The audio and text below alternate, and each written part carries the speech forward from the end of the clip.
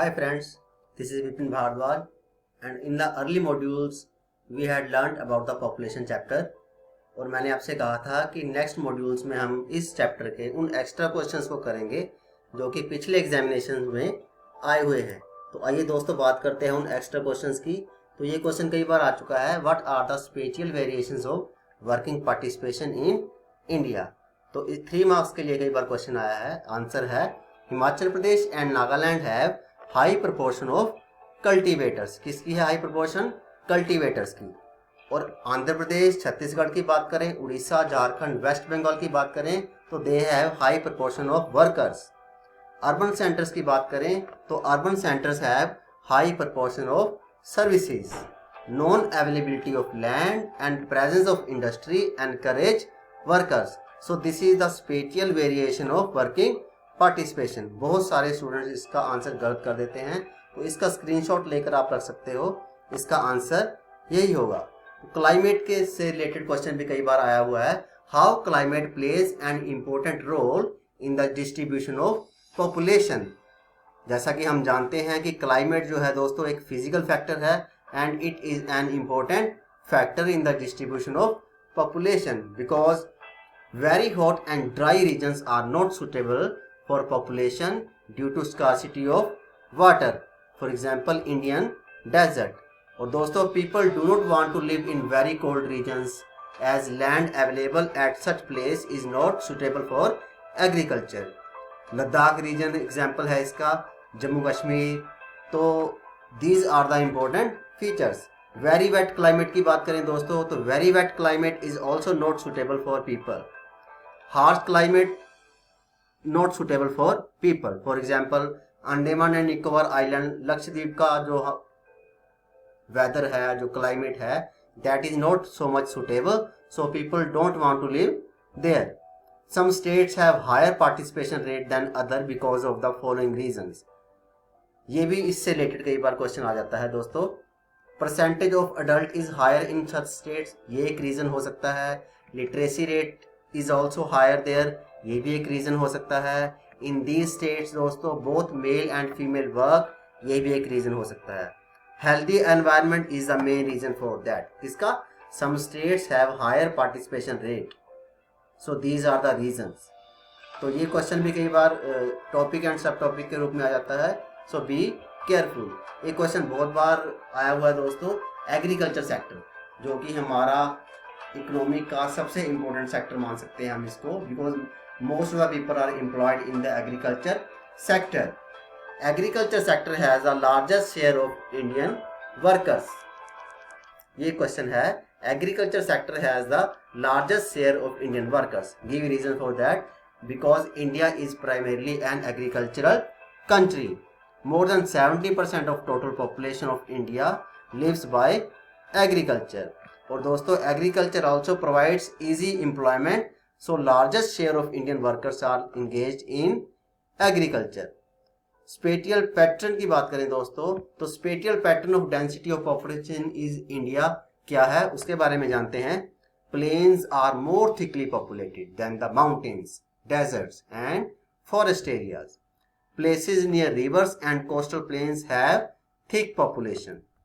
States like Sikkim or Arunachal Pradesh has very low density of population. Why? Because it is difficult to live there.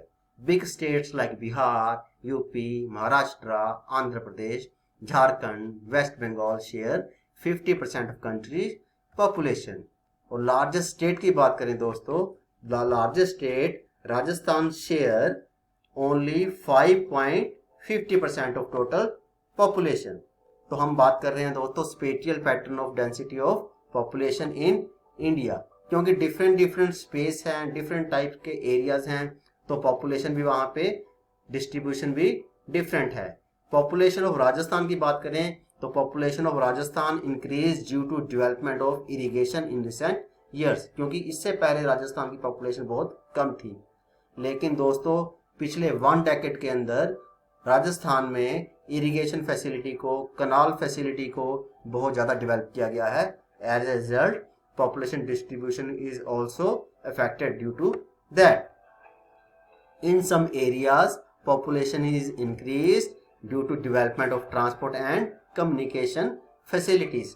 तो this is the spatial pattern of density of population. Spatial pattern बोले तो different kind of space like plains, riverines, rivers area, mountainous area, hilly area, northern plain area, Rajasthan desert area. तो हमने different types of divisions जो हैं उनके बारे में इसमें डिस्कस करना है। स्पेटियल पैटर्न मीन्स हमारी 7 डिविजन हैं, जैसे कोस्टल एरिया हैं, माउंटेनस एरिया हैं, प्लेन एरिया है, डेजर्ट एरिया है, रिवर एरिया है। तो इन सब के बारे में हमने बात करनी है, दैट इज स्पेटियल पैटर्न। तो ये क्वेश्चन बहुत इंपॉर्टेंट है और बहुत बार आया भी हुआ है, तो you should be careful about this question. आगे बात करते हैं दोस्तों occupational structure of India population. पहले भी आपको बताया था ऑक्यूपेशंस का मतलब है how many are related with the primary sector, how many are engaged in the secondary sector, manufacturing industry और we can say industrial sector, and how many are engaged in the service sector. इसको बोल लेंगे occupational structure. तो आइए बात करते हैं occupational structure of India population की। Number of workers in primary sector is more than secondary and tertiary sector. About 58% of India population is engaged in cultivation. किसमें सबसे ज्यादा, किसमें है? कल्टीवेशन में। The number of female workers is relatively high in primary sector, क्योंकि primary sector में दोस्तों ज़्यादा एजुकेशन की ज़रूरत नहीं है। इसके अंदर प्राइमरी सेक्टर में नॉन स्किल्ड वर्कर को भी आसानी से जॉब मिल जाती है। So that is why female workers are relatively high in the primary sector.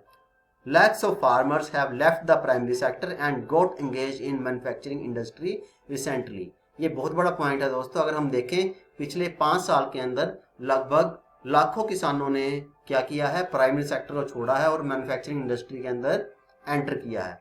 As a result there is a rapid increase in the industrial sector. हम बात कर रहे हैं दोस्तों ऑक्यूपेशनल स्ट्रक्चर की। So there are regional variations in the occupational structure, ये हमने देखा। स्मॉल स्केल इंडस्ट्री की बात करें तो small scale industry workers are being increased due to government policies. क्योंकि गवर्नमेंट पॉलिसीज क्या हैं?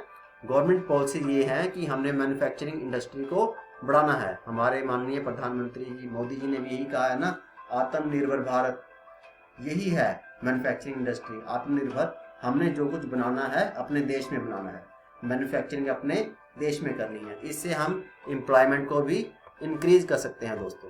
तो अब बात करते हैं एक और बहुत इंपॉर्टेंट क्वेश्चन की, features of national youth policy 2003। तो क्या फीचर्स हैं नेशनल यूथ पॉलिसी के? क्योंकि हम पॉपुलेशन की बात कर रहे हैं, पॉपुलेशन की बात करेंगे तो पॉपुलेशन कंट्रोल की बात तो होगी, क्योंकि जहाँ पे पॉपुलेशन ज़्यादा होगी there will be problem to control the population. तो पॉपुलेशन पॉलिसी 2003 की बात करें दोस्तों तो it stresses on all round development of youth and adolescent. किस चीज़ के ऊपर स्ट्रेस कर रही है? ऑल राउंड डेवलपमेंट के ऊपर। किसकी all round development? All round development of youth and adolescent. तो इस नेशनल यूथ पॉलिसी का फीचर जो है, it enables them to shoulder responsibility for constructive development. और क्या करती है नेशनल यूथ पॉलिसी? किस चीज के ऊपर एम्फेसाइज करती है? It aims eight involvement of youth in decision making process. It also aims at empowerment of women, क्योंकि जब किसी देश को आगे बढ़ाना है तो वहाँ के नारी शक्ति को और शक्तिशाली बनाना दोस्तों बहुत ज़रूरी हो जाता है। तो ये पॉइंट बड़ा इंपॉर्टेंट है, एम्पावरमेंट ऑफ वीमेन। क्योंकि वीमेन पावरफुल होगी तो सोसाइटी पावरफुल होगी, सोसाइटी पावरफुल होगी तो स्टेट पावरफुल होंगे, स्टेट्स पावरफुल होंगे तो देश पावरफुल बनेगा। So there is a need for the empowerment of women. और नेक्स्ट पॉइंट है दोस्तों नेशनल यूथ पॉलिसी का, it aims at creating the qualities of patriotism. देशभक्ति को बढ़ावा देती है ये, एंड रिस्पॉन्सिबल सिटीजन बनाती है हमें। क्या बनाती है? Responsible citizen. इसके साथ एक और टॉपिक, छोटा सा टॉपिक मैंने ऐड किया है दोस्तों, पुल फैक्टर क्या है। हमने इसमें बात की कि लोग एक जगह से छोड़कर दूसरी जगह पे जाते हैं एम्प्लॉयमेंट की खोज में, तो क्यों जाते हैं? Because of the pull factors. Pull factors क्या है दोस्तों? Pull factors are those factors which attract the people to some place, for example job opportunities, better living conditions, better education facilities etc. दूसरी तरफ दोस्तों कुछ फैक्टर्स ऐसे होते हैं जो हमें मजबूर कर देते हैं किसी जगह को छोड़ने के लिए। The factors which compel us, the factors compel people to leave the place of resident, for example poverty, unemployment etcetera. और दोस्तों अब हम बात करते हैं लिंग्विस्टिक कंपोजिशन ऑफ इंडिया। इसके बारे में हमने पहले भी बात की थी। India is a land of diversity. India has more than 179 languages and 574 local dialects. Dialects के बारे में पहले भी बताया था। Dialects means local language. And दोस्तों ये पॉइंट्स हमने पहले सारे डिस्कस किए हैं। 22 schedule languages. Indian languages belong to 4 linguistic groups, Austric, Dravidian, Sino Tibetan and Indo European के बारे में भी हमने पढ़ा। फिर Indo Europe family is the largest group 73%, Sino Tibetan is the smallest linguistic group 0.85%। तो ये बहुत इंपॉर्टेंट पॉइंट है। फिफ्थ पॉइंट 1 मार्क्स के क्वेश्चन के लिए दोस्तों, languages of Dravidian group are spoken in South India 20%। तो दोस्तों हमने ये लिंग्विस्टिक कंपोजिशन के बारे में बात की। नेक्स्ट मॉड्यूल में हम और इम्पोर्टेंट क्वेश्चन के बारे में बात करेंगे। तब तक के लिए ब्रेक लेते हैं छोटा सा। लेकिन दोस्तों ये ब्रेक ज़्यादा बड़ा नहीं होगा, क्योंकि इसके बाद हम पढ़ेंगे इंपॉर्टेंट मल्टीपल चॉइस क्वेश्चंस। इस चैप्टर के मल्टीपल चॉइस क्वेश्चंस हैं, उसके बारे में पढ़ेंगे हम। और हम कोशिश करेंगे कि उन मल्टीपल चॉइस क्वेश्चन से हमारा सारा सिलेबस इस चैप्टर का कवर हो जाए। तो वेट कीजिएगा एक नए मॉड्यूल के साथ, एक नए मॉड्यूल के लिए जिसमें हम मल्टीपल चॉइस क्वेश्चंस को कवर करेंगे।